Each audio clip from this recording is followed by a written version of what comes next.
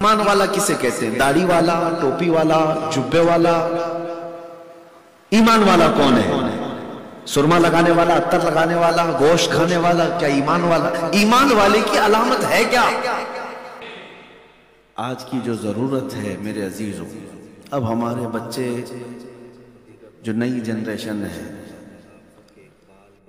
باہر رہنے والوں کے لیے ایک بڑا چیلنج ہے۔ پرانے حضرات جو موریشیز میں رہتے ہیں وہ بزرگوں سے وابستہ تھے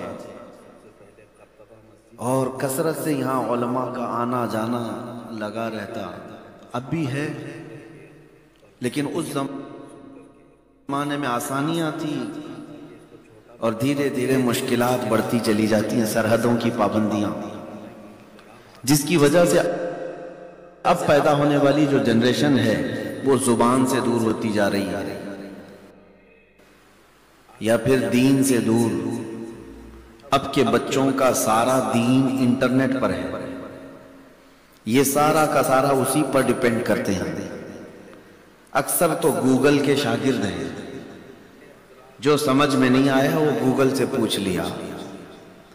انہیں بخاری بھی پڑھنا ہے، مسلم بھی پڑھنا ہے، ترمذی بھی پڑھنا ہے، لیکن پڑھنا ہے گوگل سے پڑھنا ہے۔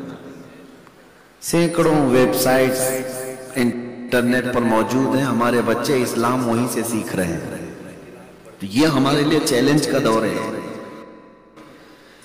یہ وہی دور ہے جس کے بارے میں میرے آقا صلی اللہ تعالیٰ علیہ وسلم نے ارشاد فرمایا تھا کہ میری امت پر ایک ایسا وقت آئے گا کہ ایمان بچانا اتنا مشکل ہو جائے گا جیسے ہتھیلی میں آگ کا انگارہ لے کر کھڑا ہونا مشکل ہے۔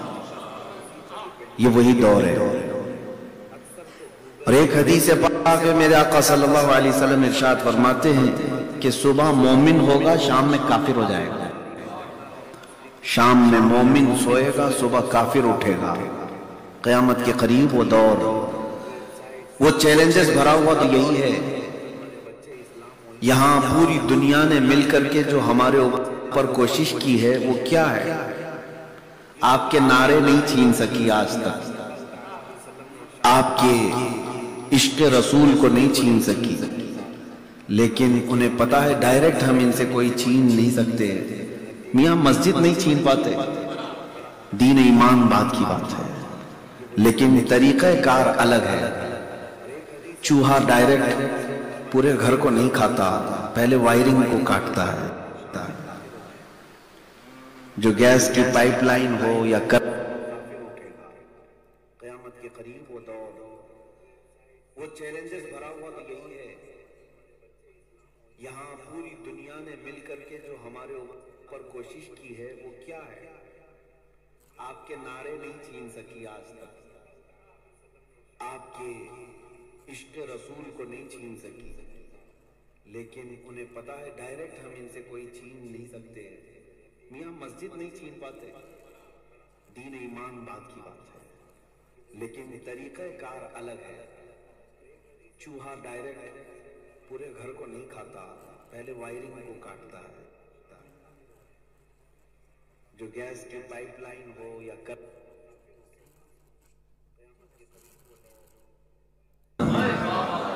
میرے آقا صلی اللہ علیہ وسلم کی محبت ہمارے سینوں سے جانے نہ دو، اور اس کی سب سے بڑی ذمہ داری بچوں پر یا صرف امام پر نہیں، ہر ماں اور ہر باپ پر ہے۔ تمہاری تربیت پر ڈیپینڈ کرتا ہے۔ ایمان جتنا مضبوط ہوگا اتنی ہی تمہارے لیے چیلنجز بھی آئیں گے، لیکن اللہ کی مدد کا وعدہ قرآن میں ہے۔ رب تعالیٰ فرماتا ہے کان حقا علینا نصر المؤمنین، اللہ فرماتا ہے ہم نے اپنے اوپر لازم کر لیا ہے، یہ اللہ کا فرمان ہے، ہم نے اپنے اوپر لازم کر لیا ہے کہ مدد کریں گے تو ایمان والوں کی کریں گے۔ کس کی مدد ہوگی؟ ایمان والوں کی۔ ایمان والا کسے کہتے ہیں؟ داڑھی والا، ٹوپی والا، جبے والا؟ ایمان والا کون ہے؟ سرما لگانے والا، عطر لگانے والا، گوشت کھانے والا؟ کیا ایمان والا؟ ایمان والے کی علامت ہے کیا؟ اللہ فرما رہا ہے کہ ایمان والوں کی مدد کریں گے، تو ایمان والا ہے کون؟ مجھ سے کیا پوچھو گے، مولانا سے کیا پوچھو گے، ہو سکتا ہے سب साहिब ईमान खुद रसूलुल्लाह से पूछते हैं, जिनके जरिए से पूरी कायनात को ईमान मिला, उन्हीं से पूछते ईमान क्या है। तो उस रसूल ने इरशाद फरमाया, ला युमिनु अहदुकुम हत्ता अकूना अहब्बा इलैहि मिन वालिदिही व वलदिही वन्नासि अजमईन। रसूल करीम सल्लल्लाहु अलैहि वसल्लम फरमाते उस वक्त तक किसी का ईमान कंप्लीट नहीं हो सकता जब तक कि वो अपने औलाद, अपने माँ बाप और सारी दुनिया से ज्यादा मुझसे मोहब्बत न करे। ये क्या है? ये ईमान है। ये तुम्हें नाप करके देखना होगा आज हमारे सीने में, क्या मुझे हुजूर की मोहब्बत के लिए मेरी बीवी रोकती है, मेरे बच्चे आड़ बन जाते हैं, मेरी दुकान, मेरा माल, मेरी तिजारत रुकावट बनती। अगर रुकावट बन रहे हैं तो गोया कि तुम्हारा ईमान कंप्लीट नहीं है, फिर अल्लाह की मदद का इंतजार क्यों कर रहे हो? जब तक ईमान कंप्लीट नहीं, मदद का इंतजार क्यों कर रहे हो? कुछ लोग सवाल करते हैं कि वो 313 निहत्ते सहाबा बदर के मैदान में उतरे थे तो अल्लाह ने 5000 फरिश्ते उनके लिए उतार दिए। जंगे बदर में 5000 फरिश्ते अल्लाह ने मदद के लिए उतारा, लेकिन तुम खाली ये देखते हो कि वो 313 थे, उनके लिए मदद के लिए उतारा गया। आपको ये नहीं मालूम कि वो 313 कैसे मेरे मुस्तफा करीम सल्लल्लाहु अलैहि वसल्लम के वफादार थे। आज भी जाओ, आज के तरक्की याफ्ता दौर में हज या उम्रा अल्लाह सबको नसीब फरमाए। मदीने तैयबा से जब आप बदर की जियारत के लिए जाते हैं, गए हुए लोग होंगे, 160 किलोमीटर है मदीने से बदर जाने का, पहाड़ों का रास्ता है। अब तो रोड बन गए, एसी बस में बैठ करके जाते हैं, टोटल एसी में बैठ करके, जरा दरवाजा खुले तो 50 डिग्री की गर्मी आती है। ऐसे में आपको 2 घंटे बैठ करके जाना आज मुश्किल है। मैं उस दौर की बात कर रहा हूं जो 1400 साल पहले नबी पाक सल्लल्लाहु अलैहि वसल्लम ने एक आवाज दी थी मदीने में, चलो। वो सहाबा पैरों में चप्पल भी नहीं है, चल पड़े थे। किसी के हाथ में तलवार और हथियार भी नहीं है, चल पड़े। पूरे सहाबा में कितने घोड़े थे, कितने ऊंट थे, सबके पास सवारियां नहीं थी, पैदल चल करके गए। आज अगर अरब की सरजमीन पर 160 किलोमीटर तुम चल करके दिखाओ, पैरों में आबले पड़ जाएंगे, तुम्हारे पैर जल जाएंगे। उस वक्त छांव लेने के लिए बीच में एक दरख्त भी नहीं, सहरा, पहाड़ियों का रास्ता, कोई सवारी नहीं। और जब वो बदर के मैदान में पहुंचे थे तो भूखे और प्यासे, उस वक्त भी हुजूर पाक सल्लल्लाहु अलैहि वसल्लम ने उनसे पूछा, सहाबा से, कि तुम में से अगर कोई जाना चाहे वापस तो तुम्हारा क्या मशवरा है? हजरत मिक़दाद बिन अस्वद खड़े होते हैं, कहते हैं, या रसूल अल्लाह, हम बनी इसराइल नहीं है, हम उम्मत मोहम्मदिया हैं। ऐ अल्लाह के रसूल, अब यहां से पीछे हटने का कोई सवाल नहीं, जहां आपका पसीना गिरेगा हमारा खून गिरेगा। ये जो वफादारी थी, ये अपने रसूल करीम सल्लल्लाहु ताला अलैहि वसल्लम के लिए जो मोहब्बत थी। और जब वो मैदान में उतरे तो अल्लाह ने उनकी आजमाइश के बाद 5000 फरिश्ते उनके लिए उतारे थे। मदद आज भी आएगी, आज भी आएगी। ईमान तो कंप्लीट हो जाए, ईमान तो मुकम्मल हो जाए।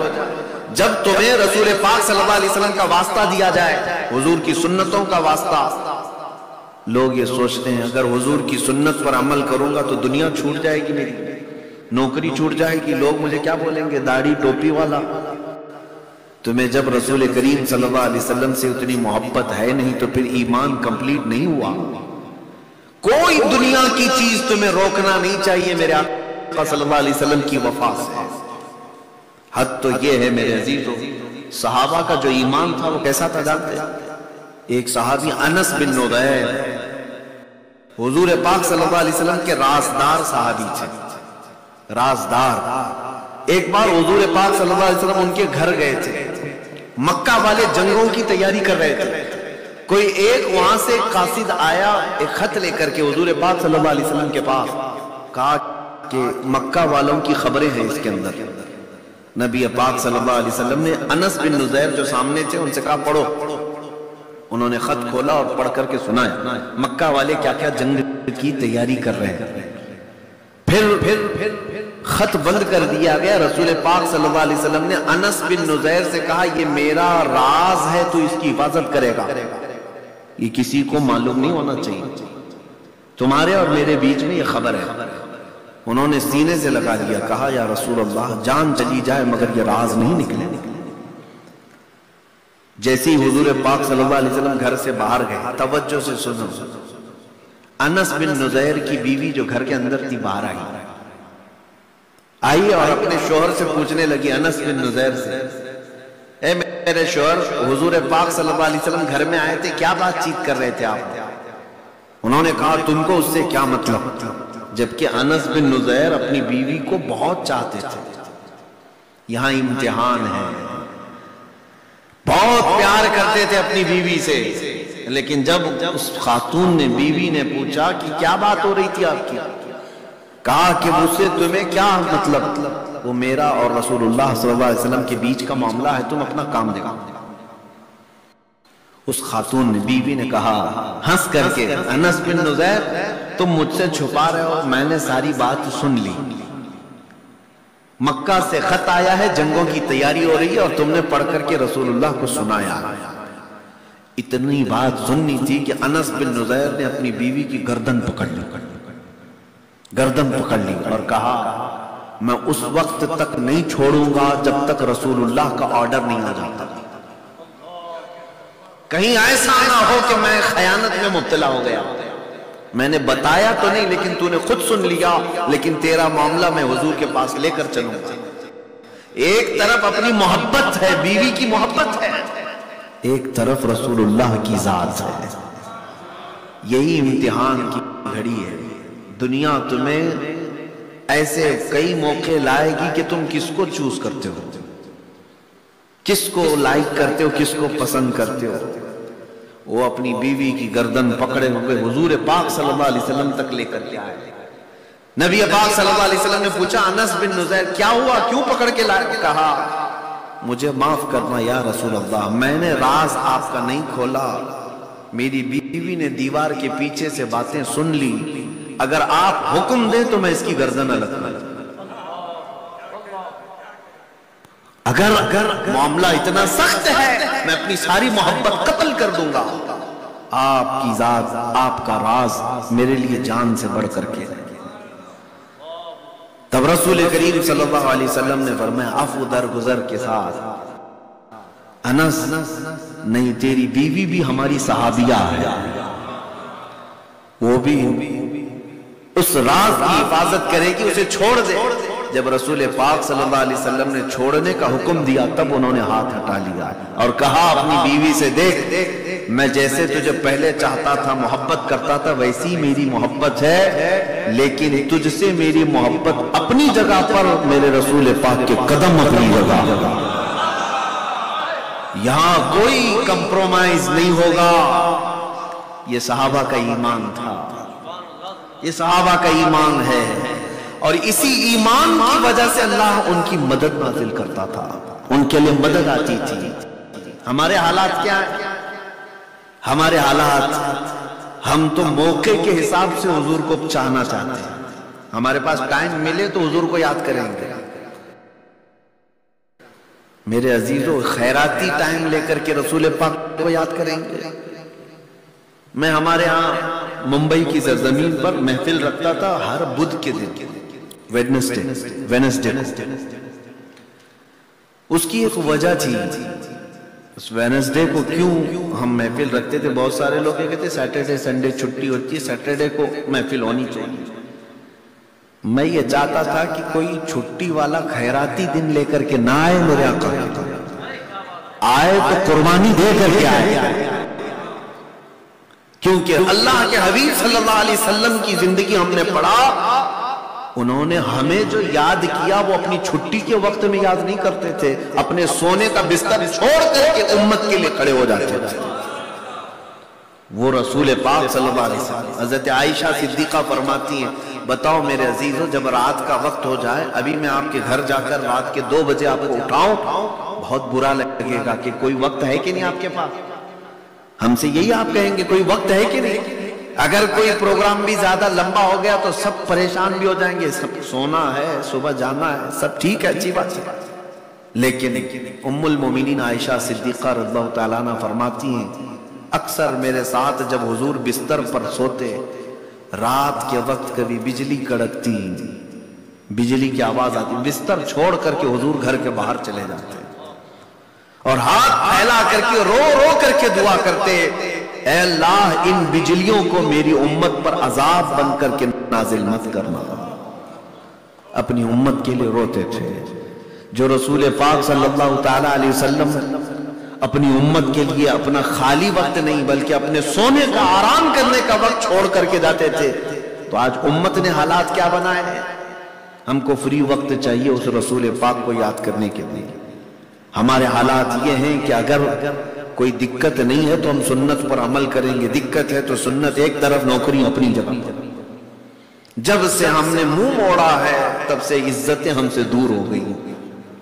علامہ اقبال نے کہا، ان کے جو ہم غلام تھے خلق کے پیشوا رہے۔ بات سمجھ میں آ رہی؟ ان کے جو ہم غلام تھے خلق کے پیشوا رہے، ان سے پھرے جہاں پھرا، پھر آئی کمی وقار۔ ان سے جو منہ پھیر لیا امت نے۔ آج کے حالات میں آپ کو بتاؤں قرآن کی آیت کے ذریعے سے، فَلْيَحْذَرِ الَّذِينَ يُخَالِفُونَ عَنْ أَمْرِهِ أَن تُصِيبَهُمْ فِتْنَةٌ أَوْ يُصِيبَهُمْ عَذَابٌ أَلِيمٌ۔ اللہ فرماتا ہے مومنوں کو چاہیے کہ وہ رسول کے حکم کی مخالفت کرنے سے بچے۔ جو رسول کے خلاف چلے گا اللہ فرماتا ان قریب اسے اللہ فتنے میں مبتلا کرے گا یا دردناک عذاب میں گرفتار ہوگا۔ یہ زلزلے، زمین کا پھٹ جانا، ارتھ کویک، یہ طوفان، یہ سیلاب، یہ کیا ہے؟ نبی رحمت صلی اللہ علیہ وسلم نے فرمایا اللہ کے عذاب کی نشانیاں ہیں، اللہ کا سخت ترین عذاب ہے۔ اور عذاب زیادہ کیوں آتا ہے؟ جب رسول پاک صلی اللہ علیہ وسلم کے حکم کی مخالفت ہوگی عذاب آئے گا۔ میرے عزیزو، ہم تو گناہ کرتے ہیں لیکن جیسی گناہ ہو جائے تو توبہ کر لیں، استغفار کر لیں، لیکن جب لوگ گناہ کو گناہ سمجھنا بھی چھوڑ دیں، اس کو یہ سمجھیں نارمل چیز ہے، تب اللہ کی پکڑ آتی ہے، اللہ کا عذاب آتا ہے۔ مومنوں، میں بات جو کر رہا تھا اسی کو کمپلیٹ کرتا ہوں۔ ایمان کیا ہے؟ بے انتہا رسول پاک سے محبت کرنے کا نام ایمان ہے۔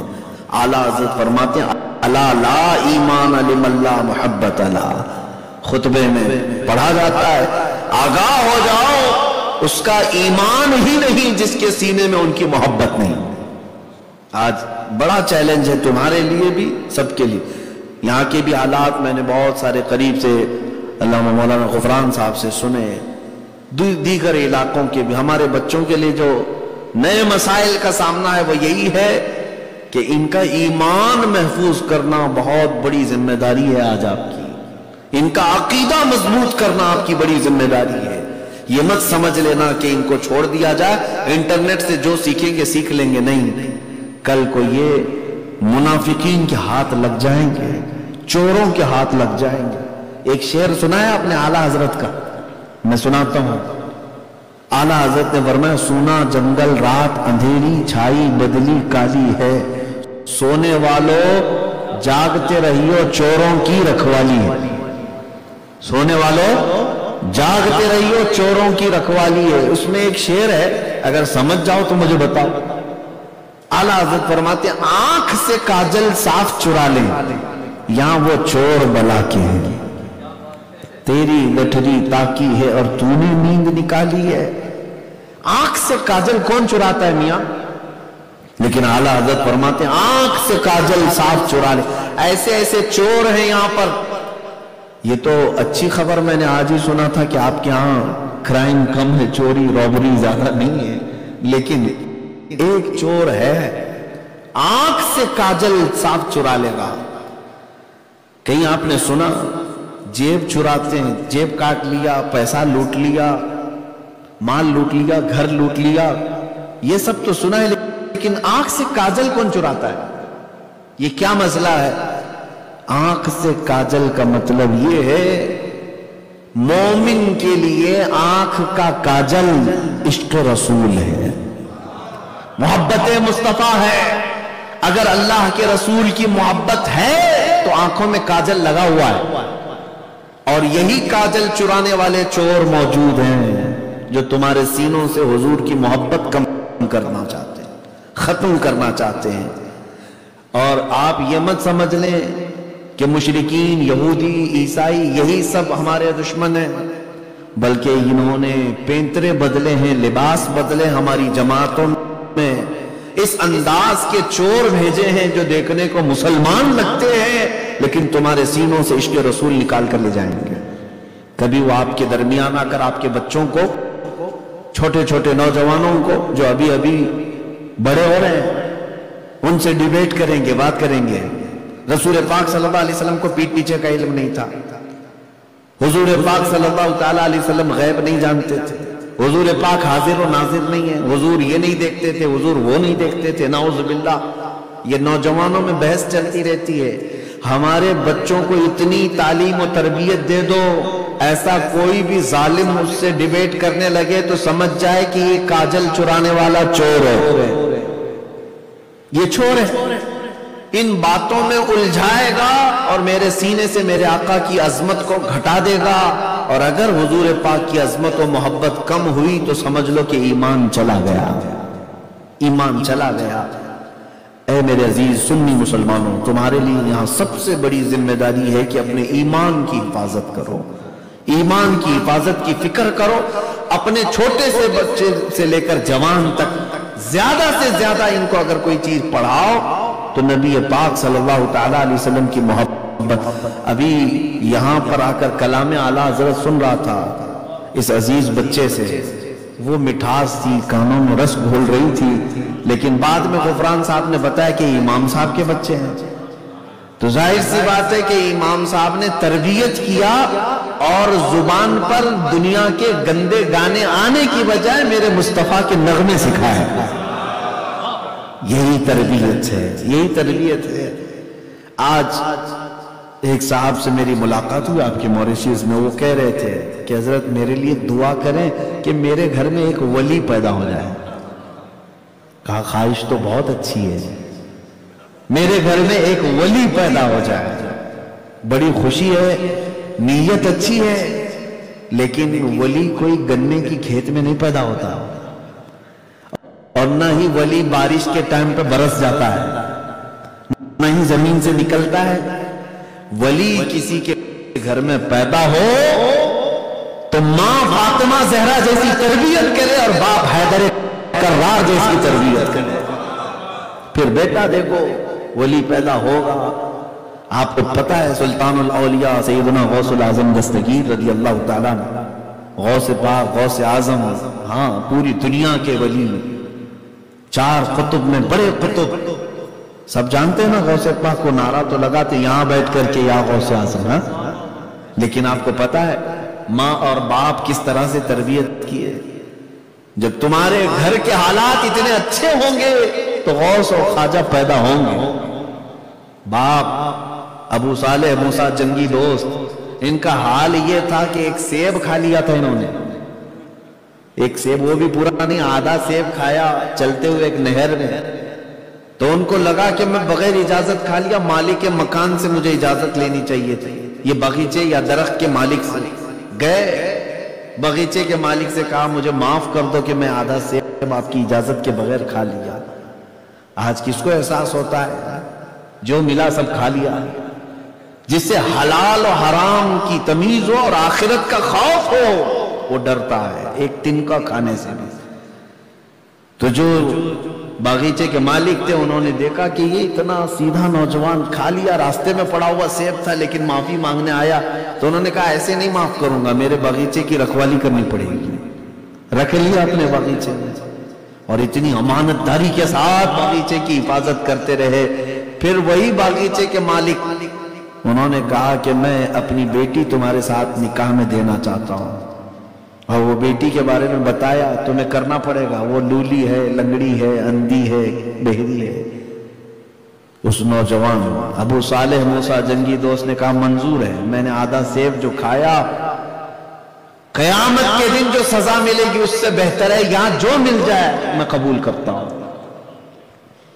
شادی بھی ہوئی، لیکن نیک و صالح خوبصورت خاتون گھر میں آئی، اور وہ بھاگ کر کے باہر آئے، اپنے سسر سے کہا جو باغیچے کے مالک تھے، آپ نے کہا تھا معذور لڑکی ہے، یہ تو اچھی ہے۔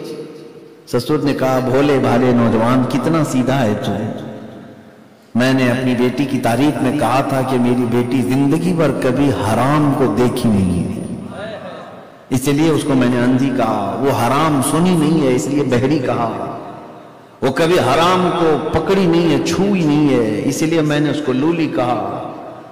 اللہ تعالیٰ نے ایسی خاتون، ایسی نیک و صالح خاتون ابو صالح موسیٰ جنگی دوست کو نکاح میں دیا۔ اب مجھے بتاؤ، ماں اور باپ جب اتنے نیک اور پرہیزگار ہو تو بیٹا شیخ عبد القادر جیلانی کیسے نہیں بنے گا؟ آج تمہارے تربیت کی ضرورت ہے بچوں کی۔ میں پھر وہیں آتا ہوں، ایمان ان کے دلوں میں کیسے آئے گا؟ ان کو انٹرنیٹ کے حوالے مت چھوڑنا، بلکہ جب آپ کے پاس وقت ملے رات کے وقت اپنے بچوں کو لو۔ اگر یہ ایئر فون لگا کر کے گانے سن کر کے سوتے ہوں تو نکال پھینکو، کیونکہ حدیث پاک میں ہے گانے نفاق پیدا کرتے ہیں۔ گانا کثرت سے سننا آدمی منافقت کی طرف چلا جاتا ہے، اس کے دل میں کفر آنے لگتا ہے۔ گانوں کی کثرت، گانے باجے سننے والے زنا کی طرف جاتے ہیں، ان کے بے حیائیاں بڑھتی چلی جاتی ہیں، وہ آدمی بے حیا ہو جاتا ہے، شرم و حیا نکلنے لگتی ہے۔ ان نوجوان بچوں کو اس سے آزاد کرو اور ان کو یہ تربیت دو، بیٹا آج سے ماحول یہ بنا میں سو جاؤں یا مصطفیٰ کہتے کہتے، کھلے آنکھ صلی اللہ کہتے کہتے۔ جب یہ تربیت ہوگی تو اس بچے کی آنکھوں میں حضور کی محبت کا نور آئے گا، اور یہ جہاں سے گزرے گا عشق رسول کی خوشبو پھیلاتا ہوا جائے گا۔ آج ایمان کی ضرورت ہے۔ میں پھر آتا ہوں، ایمان نبی پاک صلی اللہ تعالیٰ علیہ وسلم کی بارگاہ میں اپنے آپ کو سپرد کر دینا، اپنے آپ کو حضور کے حوالے کر دینا۔ ایک اور حدیث میں آپ کو سناتا ہوں، لا یؤمن احدکم حتی یکون ہواہ تبعا لما جئت بہ، او کما قال رسول اللہ صلی اللہ علیہ وسلم۔ اللہ کے حبیب صلی اللہ علیہ وسلم فرماتے ہیں تم میں سے اس وقت تک کسی کا ایمان کمپلیٹ نہیں ہو سکتا جب تک وہ اپنی خواہشات کو میری مرضی کے مطابق نہ بنائے۔ حضور کی خواہش کے مطابق اپنی خواہشات نہیں کرو گے، ایمان نہیں ہے۔ تمہیں اپنی لائف اپنی چوائس سے نہیں جینا ہے، اپنی لائف رسول اللہ کی پسند سے جینا ہے، تب جا کر کے تمہارا ایمان کمپلیٹ ہوگا۔ تم اپنے دل سے مت پوچھنا کہ مجھے کیا کیا اچھا لگتا ہے، بلکہ مدینے والے سے پوچھو آپ کو کیا اچھا لگتا ہے، آپ کو کیا اچھا لگتا ہے۔ اس کو مرشد گرامی حضور تاج الشریعہ رحمت اللہ تعالیٰ علیہ نے فرمایا، زندگی یہ نہیں ہے کسی کی کسی کے لیے، زندگی ہے نبی کی نبی کے لیے۔ نا سمجھ مرتے ہیں زندگی کے لیے، جینا مرنا ہے سب کچھ نبی کے لیے۔ اور اعلیٰ حضرت کیا فرماتے ہیں؟ اعلیٰ حضرت فرماتے ہیں یا رسول اللہ، دہن میں زبان تمہارے لیے، بدن میں ہے جان تمہارے لیے، ہم آئے یہاں تمہارے لیے، اٹھے بھی وہاں تمہارے لیے۔ زندگی یہ ہے، جب تک آپ اپنے آپ کو رسول پاک صلی اللہ علیہ وسلم کے حوالے نہیں کرو گے اپنے دل کو، اس وقت تک ایمان کمپلیٹ نہیں ہوگا۔ اور دل کس کو کہتے ہیں؟ اعلیٰ حضرت فرماتے دل ہے وہ دل جو تیری یاد سے معمور رہا، سر ہے وہ سر جو تیرے نام پہ قربان گیا۔ اگر یہ نہیں ہے تو دل بھی نہیں ہے کسی کے پاس، سر بھی نہیں ہے۔ میں نہیں مانتا. ہاں اگر حضور کی محبت نہیں ہے تو تمہارے پاس دل ہے ہی نہیں. بلے شاہ میاں رحمت اللہ علیہ تو فرماتے ہیں کہ اس دل میں جس میں حضور نہیں رہتے اس دل میں تو کتے رہتے ہیں. ہاں اس میں کتے رہتے ہیں. اس سے بہتر ہے کہ کتا. یہ بلے شاہ میاں رحمت اللہ علیہ فرمایا کرتے ہیں. اور سر ہے وہ سر جو تیرے نام پہ قربان گیا. سر اگر اس کو سجا سنوار کر کے صرف لے کر کے چل رہا ہے اور حضور کے نام پر قربان کرنے کا جذبہ نہیں رکھتا تو یہ سر نہیں کدو ہے. یہ دونوں کندھوں پر بوجھ ہے, اس کا کوئی کام نہیں ہے. اسی لیے میرے عزیزو خلاصہ یہ ہے اپنے بچوں کو سکھاؤ کہ جینا مرنا ہے سب کچھ نبی کے لیے. جینا مرنا ہے سب کچھ نبی کے لیے. یہ بار بار میں آپ کے سامنے ریپیٹ کر رہا ہوں, جینا مرنا ہے سب کچھ. دیکھیں ہماری زندگی اس رسول کے نام کو ہٹاؤ تو کچھ بھی نہیں ہے.